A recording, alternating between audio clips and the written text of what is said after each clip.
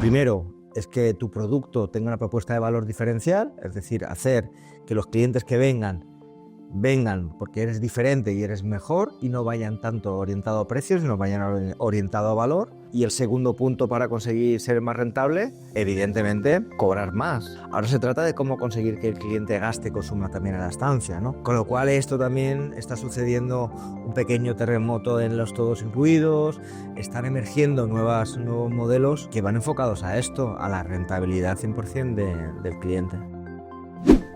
Bienvenidos al último episodio de la temporada de Fidel Talks. Estamos en las instalaciones de Hostel Tour, a quien agradecemos la cesión del espacio, y hoy os traemos un episodio especial acerca de empresa y emprendimiento. El invitado de hoy es Javier Pérez, el CEO de Fidel Tour, y esperamos que lo disfrutéis mucho. Bueno, yendo un poco al origen y en tu caso particular, ¿qué es lo que te inspiró a emprender y cómo acabaste en el mundo del turismo? Bueno, la verdad es que nunca he tenido claro qué va adelante, ¿no? Si el espíritu emprendedor, la tecnología o inclusive el turismo. Lo que sí es cierto es que empecé a programar muy joven, ya con 9 años. Empecé en la línea de la programación, que ahora es muy habitual, pero en aquel momento no lo era tanto.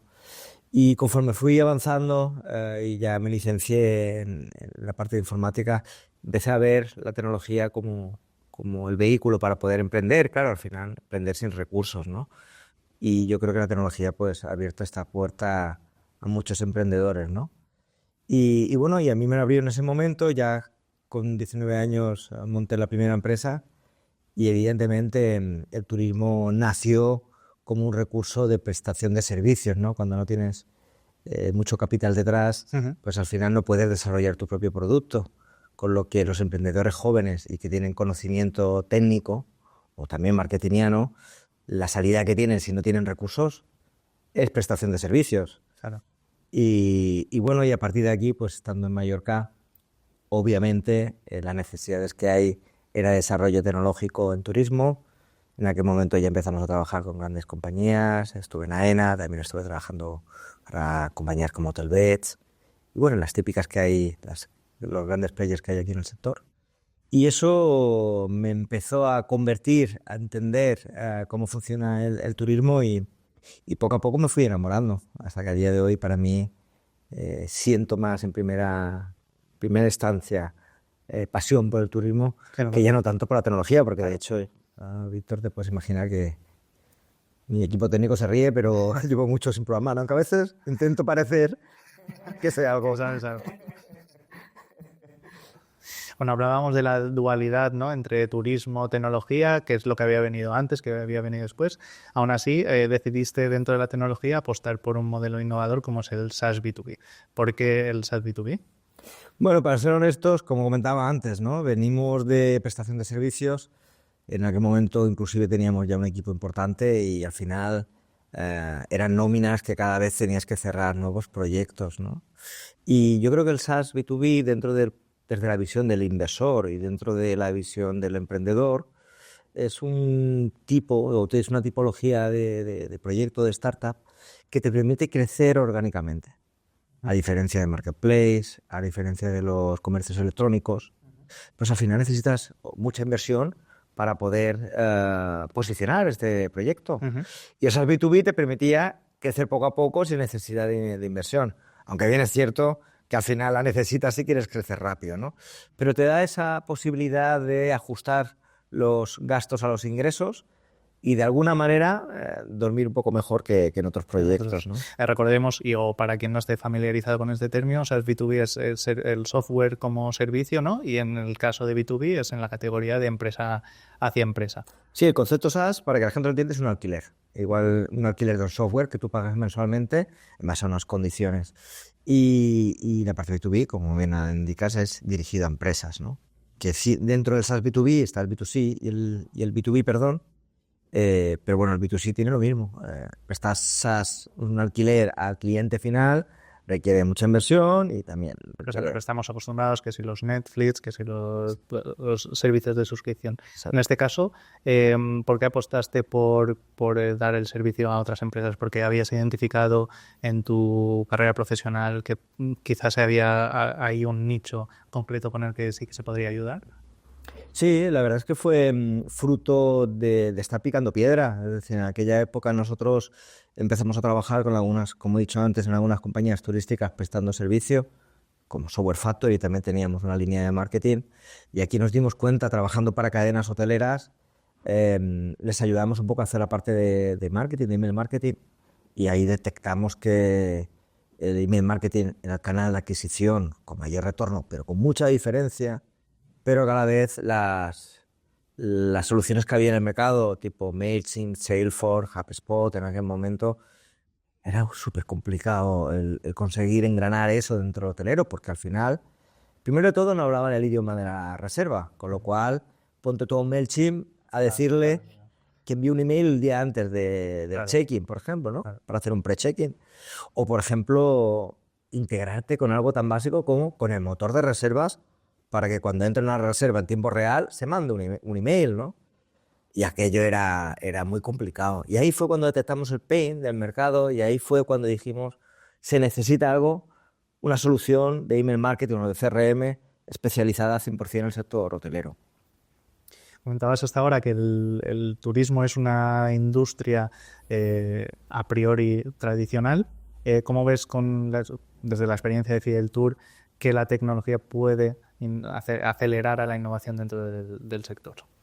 Bueno, existe una dualidad, ¿no? Sobre si es tradicional o no el sector. Yo creo que en términos de comercialización ha sido y es tradicional, pero por otro lado, en términos de distribución, grandes empresas tecnológicas, además muchas de ellas mallorquinas, han tenido un crecimiento exponencial gracias a ese grado de innovación tecnológica que le han metido en la distribución, ¿no? Pero bien es cierto que nos encontramos algo que, jolín, yo no había visto en otro sector, ¿no? Es cómo puede ser que el 100% de la venta esté externalizada. Por ejemplo, cuando ha habido varias caídas de turoperadores, pero me viene a la cabeza Thomas Cook, ¿no?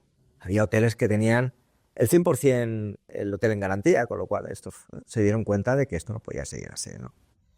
Y añadido a esto, pues acababan dando servicio, ¿no?, a los clientes que traía el turoperador, pero no registraban ningún dato, con lo cual no tenían base de datos. O sea, es como un comercio electrónico, ¿te imaginas Amazon que no tuviera el registro de sus clientes, ¿no?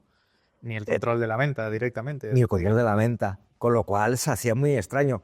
Y creo que lo que está sucediendo, por gracia o desgracia, lo que ha pasado con el COVID ha acelerado esto, de que el sector hotelero se ha empezado a dar cuenta de que tiene que tener esta distribución mixta, ¿no? Este marketing mix desde el punto de vista de turoperación, evidentemente a través de las OTAs, pero hay una parte de esa tarta que tienen que controlarla directamente, ¿no?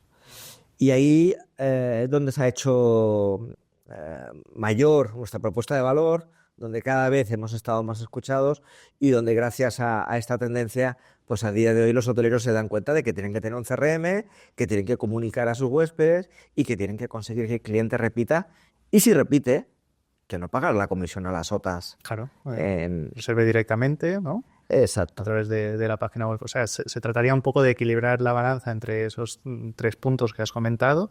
Y ya no solo se trata de una cuestión generacional, que mucha gente puede pensar que esa dualidad tradicional era por generación, sino también situacional, de decir, oh, cuidado, que si externalizamos el 100% de nuestra venta y cae un tour operador, se nos puede ir el negocio al garete. Sí, de hecho ya nos estamos encontrando al principio cuando hablábamos de canal directo, ¿no? Le hacíamos la pregunta al hotelero, oye, ¿qué porcentaje tienes en canal directo? Había 2, 3, 5%, ¿no? Y ahora es muy habitual encontrarte un 25, un 30, sí, ¿no? Lo cual está muy bien, ¿no? Entonces la venta directa podríamos decir que se ha convertido en un aspecto fundamental para el hotelero de hoy en día. Sin embargo, ¿crees que es el reto o el desafío más importante que tienen? Bueno, aquí no deberíamos pensar por qué es tan trendy, ¿no?, este asunto. Y al final yo creo que el hotelero, si algo sabe, es de rentabilidad. Entonces al final la venta directa es más rentable que otros canales. También es cierto que hay una serie de costes asociados, también una serie de riesgos vinculados a la venta directa, pero es un tema de rentabilidad. Y yo creo que cuando hace algunos años hablábamos de ocupación, a día de hoy ya no es la ocupación el problema. De lo que hablamos es de rentabilidad. O sea, cómo tener clientes más rentables en tu hotel. Y para tener clientes más rentables se tienen que dar dos cosas. Primero, es que tu producto tenga una propuesta de valor diferencial, es decir, hacer que los clientes que vengan porque eres diferente y eres mejor y no vayan tanto orientado a precios, sino vayan orientado a valor. Y el segundo punto para conseguir ser más rentable, evidentemente, es cobrar más. Y no solo en términos de ADR, de tarifa, sino cómo conseguir lo que antes era solo cambiar sábanas, permitirme la expresión, ahora se trata de cómo conseguir que el cliente gaste y consuma también en la estancia, ¿no? Con lo cual esto también está sucediendo un pequeño terremoto en los todos incluidos, están emergiendo nuevos modelos que van enfocados a esto, a la rentabilidad 100% del cliente. Claro, porque entiendo que hay zonas como por ejemplo son Baleares, que muchos de los hoteles tienen la ocupación al 100% incluso, entonces tienen que hablar ya de cuál es el margen que les deja la habitación, ¿no? Ya sea por oferta complementaria o, como bien indicas, pagando menos comisiones, ¿no? Por la reserva. Ese es el desafío que tienen. Y para hacer esto, lo que siempre decimos, tienes que conocer a tu cliente. No se trata que te levantes un día y digas, ay, pues esto va de ciclismo. Claro. Evidentemente, el hotelero entiende, ¿no? Y va viendo lo que sucede, pero cuando hablas de incrementar tu propuesta de valor y hablar de, por ejemplo, ciclismo, no se trata de vender en la web hotel para ciclistas. Se trata de que tengas un gimnasio, que des una dieta para ciclistas, que tengas un spa, que tengas masajistas. Entonces todo esto conlleva una conversión e inversión hacia la especialización. Pero yo no tengo ninguna duda de lo que todo el mundo está buscando a día de hoy es especializarse en un nicho determinado, ¿no? Y hay muchos hoteles en Mallorca, que es lo que tenemos a día a día en nuestra mano, que lo están haciendo muy bien. Bueno, hablemos un poco de Fideltour como empresa. Tiene un enfoque muy especializado y eso también creo que habrá supuesto un reto de cara a negocio cliente, ¿no? En esa relación. ¿Cómo se casa la innovación con la practicidad? Súper buena pregunta. Hay un antes y un después en mi vida. Desde que leí un libro de Eric Rice, Lean Startup, donde planteaba muy abiertamente cómo funciona la innovación. Bien es cierto que todo tiene que ser customer centric, poner al cliente en el centro, pero la verdad es que escuchar al cliente continuamente conlleva una serie de desafíos. Es decir, al final todo el mundo te cuenta lo que él necesita. Y yo creo que si desarrolláramos todo lo que nuestros clientes nos piden, a pesar, bueno, que deberíamos tener muchísimas manos, claro, que no tenemos, iríamos obteniendo un producto que nosotros a veces le llamamos amigablemente como un Frankenstein, ¿no? Y yo creo que lo que el mercado necesita es un producto simple. Entonces, la pregunta que siempre nos hacemos en Fideltour es ¿cómo resolver ese problema desde la simplicidad? Y a veces eso conlleva que las peticiones que te llega al cliente, madurarlas, entenderlas, sopesarlas, porque no todo se soluciona añadiendo campos, sino es cómo hacer eso con el mínimo número de campos y de clics posible, ¿no? Y para eso pues se necesitan hacer muchas iteraciones, versiones de desarrollo. Ahora estamos haciendo versiones cada 15 días y ir creciendo a versiones pequeñitas. Es la manera que nosotros tenemos de que el cliente también lo vaya experimentando, lo vaya probando y que lo que saquemos al mercado ya esté relativamente validado, ¿no? Bueno, lo que está claro es que dentro del ADN de Fideltour está la innovación y aparte de ese crecimiento ordenado que nos comentabas, ¿cómo lo hace la empresa para estar siempre puntera a nivel de cambio dentro del sector y ser disruptiva? Bueno, a veces la innovación te lo marca el mercado. Te pongo el caso, por ejemplo, de la IA, ¿no? Cómo hemos adoptado la inteligencia artificial dentro de una solución como es Fideltour. Al final tienes que tener muy claro el foco y en nuestro caso el foco, evidentemente, la fidelización consta de la repetición del cliente y que la compra sea por la web. Entonces los procesos donde hemos metido Insight están muy enfocados ahí y evidentemente en este caso lo que estamos consiguiendo es que sea FidelTour se vaya convirtiendo en un asistente para que el usuario de FidelTour, que en muchas ocasiones es una agencia de marketing o la persona director de marketing de la cadena hotelera, ya pueda tener información sobre cómo dirigir mejor sus campañas. Pero sin duda alguna es uno de los puntos más complicados, cómo ser disruptivo en un determinado foco sin salirte, porque en el momento que te sales de foco, dejas de ser disruptivo. Hablemos un poco de indicadores y resultados. En un modelo SaaS, ¿cuáles son los KPIs o indicadores que crees que son más relevantes? Bueno, realmente existen cientos de indicadores y los que trabajan conmigo lo saben y a veces hay cierta tendencia a medirlo todo y a tener indicadores para todos, pero realmente hay tres. El principal es el ARR, que es, de hecho, es por lo que te valora la empresa. Suelen ser múltiplos de ARR en términos de SaaS. Explícanos un poco los indicadores que... Sí, perdón. Bueno, ARR es facturación recurrente anual. Es decir, es la capacidad que tiene la empresa de ir creciendo en facturación recurrente. ¿Vale? Y obviamente aquí hay dos partes para crecer. Para crecer necesitas retener y adquirir y tener nuevos clientes. El segundo indicador es la retención, es el NRR, que lo que te viene a medir es la capacidad que tiene la empresa de que los clientes que ya tienes no solo te mantengan en el servicio, sino que te contraten más. Vale. Entonces, por ejemplo, un NRR mayor que 100 significa que los clientes que tenías el año pasado han comprado más de la venta inicial. Vale. Y esto lo que denotan los inversores y lo que denota es una salud muy buena de la compañía, porque se evita lo que todo el mundo conoce como el efecto colador, de que vendes mucho pero no retienes. Claro. Con lo cual un NRR superior a 100 da muy buena salud a la empresa. Garantiza la satisfacción del cliente en la solución, ¿no? Claro, y no solo en seguir, sino en contratar cosas nuevas. Y en un modelo como un CRM que tenemos a día de hoy, 8, vamos a tener 10 módulos, pues el hecho de que vayan adquiriendo nuevos módulos, bueno, es clave. Entonces hemos dicho el ARR, la facturación recurrente, el NRR, la capacidad de retención, y el tercero para mí en discordia es el payback. Es decir, ¿cuánto te cuesta adquirir un cliente? Y el payback se mide en meses. Por ejemplo, un SaaS que goza de muy buena salud, bien es cierto que dependiendo del tamaño del hotel, no tarda lo mismo en cerrar un hotel independiente que una cadena, Claro. pero en promedio de 12 meses sería un indicador de salud muy bueno. Es decir, que tardas en retornar el coste de adquisición del cliente 12 meses, 12 cuotas. Entonces, con estos tres indicadores, si tienes un payback de 12 o inferior, tienes un NRR superior a 100 y una ARR que va creciendo, normalmente se suelen pedir un por dos cada año, ¿no? Evidentemente, con esos tres factores ya puedes saber la calidad o la salud que tiene la startup o tiene el SaaS.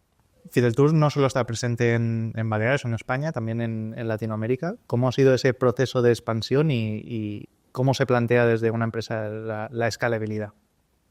Bueno, claro, al final cuando naces en un mercado como el español buscas el product market fit en España. Cuando te lo llevas a otro mercado como por ejemplo el mexicano, que fue el primero que tocamos, pues primero tienes que validar ese producto en el mercado. Bueno, y además tienes que agregarle la diferencia horaria, aunque parece que hablemos el mismo idioma, son culturas totalmente distintas. Y me parece lo más complicado que tiene la escalabilidad de una startup, ¿no? Es como conseguir que tu equipo coja el tiempo y coja un poco la propuesta de valor que llevas tantos años trabajando en la cuna, ¿no? De donde naces. Y esos procesos totalmente telemáticos, totalmente a distancia, es algo que cuesta, o al menos a nosotros, nos está costando muchísimo.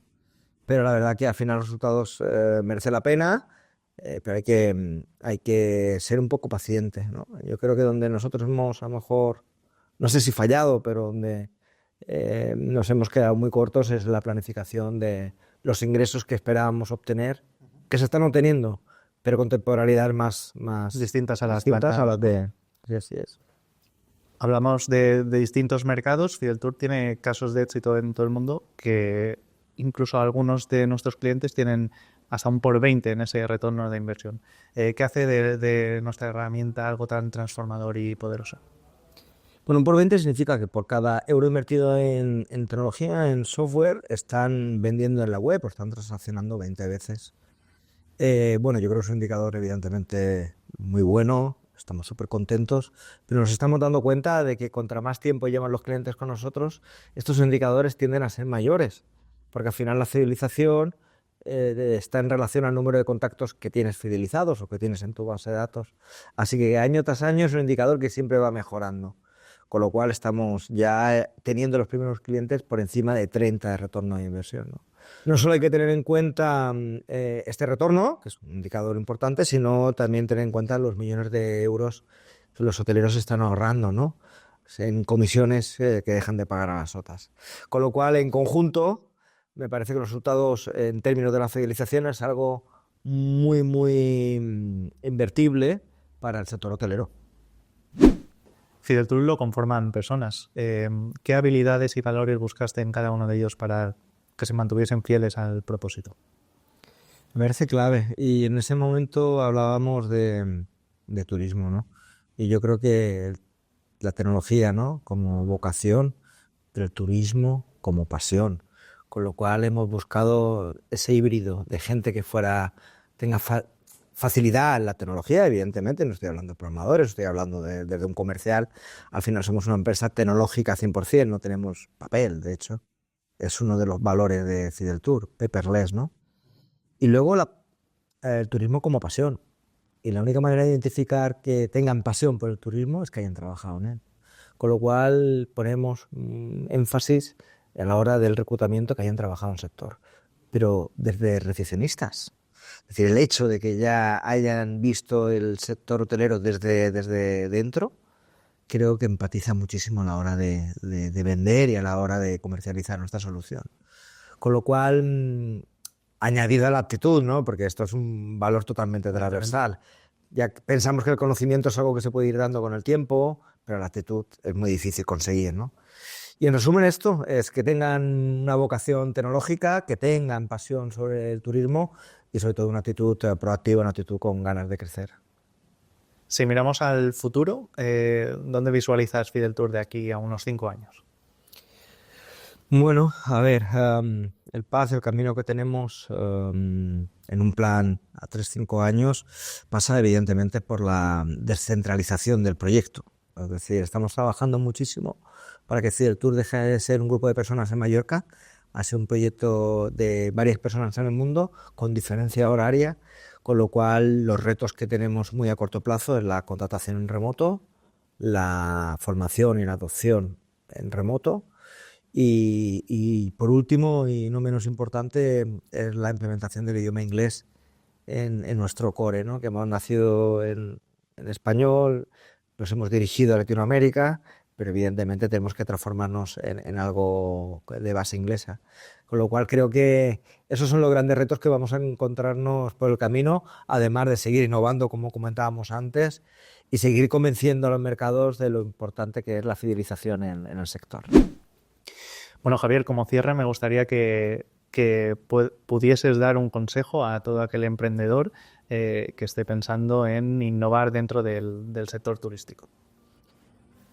Yo creo que hay como 3 factores, ¿no? El primero para mí, evidentemente, es el equipo. Es decir, es muy importante que te rodees de un equipo más que de gestores, de líderes. Si no consigues rodearte de líderes, es muy difícil conseguir que el proyecto vaya avanzando, ¿no? Luego, partnerships. Yo he cometido en muchas ocasiones el error de cuando tienes un producto que encaja, cuando buscas el product market fit, lo buscas de manera directa. Y nos estamos dando cuenta que en el sector turístico tener partners es algo clave. Entonces, gran parte del éxito de Fideltour de hoy es gracias a nuestros partners. Y siempre me pregunto qué hubiese pasado si hubiese, en vez de haber ido al mercado a través de la venta directa, haber ido al mercado antes a través de los partners, ¿en qué momento estaría el Fideltour? Y sospecho que todavía nos hubiese ido un poco mejor, ¿no? Entonces, rodearse de un buen equipo de líderes y rodearse de buenos partners que te ayuden a validar tu producto. Y luego el tercero es el más difícil, perseverancia. Esto es una noria. Hay días que estás más a tope, hay días que estás con limitaciones de caja, luego te dan un premio. Por ejemplo, ahora recientemente llevamos 2 o 3 premios consecutivos, ¿no? Con lo cual te pone como una moto, pero hay que ser perseverante, porque esto no es una guerra de 3 meses, esto son guerras de años, y es muy difícil a veces no entrar en ese altibajo, ¿no? de alta moral y baja moral, que intentamos no solo para mí, sino para todo el equipo, ser lo más neutro posible, disfrutar los triunfos, pero si hay momentos amargos, que sean menos amargos, porque al final de lo que se trata es llegar donde queremos estar dentro de unos cuantos años. Y la verdad que ya llevamos un par de años en la carretera, ¿no? Y nos estamos encontrando en el punto donde esperábamos estar. Así que perseverar, buscar un equipo líder y buscar buenos partners que te den la mano en el sector. Pues muchas gracias, Javier, por la charla. Pues ha sido un placer. Hasta aquí el episodio de hoy. Recordaros que es el último de la temporada y de este año 2024. Muchas gracias a todos los que nos habéis escuchado o visto en estos meses. Y nada, comentaros que estamos preparando la temporada del año que viene. Se viene con muchas sorpresas y con muchísimo valor para el sector hotelero.